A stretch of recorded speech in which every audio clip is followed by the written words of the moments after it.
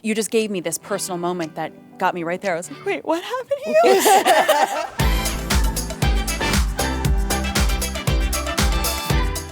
I wrote this movie and produced it, and I co-star with Michelle Buteau, our star, and Jupiter directed it. That's my name. And this movie is about, so my character, Eden, gets knocked up from a one-night stand, and she is a free spirit, let's call it, and totally clueless about the responsibilities that lie ahead. And she really relies on her oldest best friend, Dawn, played by Michelle, who is a working mom of 2 kids, working really hard to make it all work. I can relate in real life and in the movie. When people are like, what's motherhood like? I'm just like, I feel like a shoe caught in a dryer.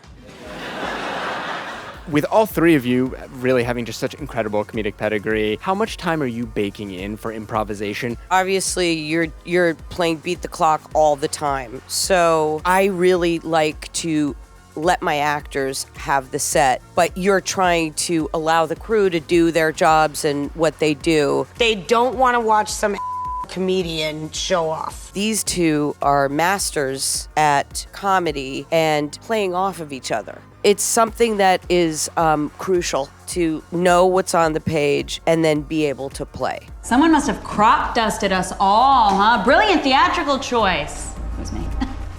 And the really fun thing about having Pamela direct is even down to the details of what you would be thinking or feeling. Like when my character goes back to work, I remember, Pamela, you gave me this note. You're like, walk through the door like you haven't seen this place in a long time. And you're happy to, but you're like, do I want to be here? And I'm like, that's such a good note, you know, for going back to work after having a child, because as an actor, I'm like, walk through the door, stand on this thing, look at this person, say this thing.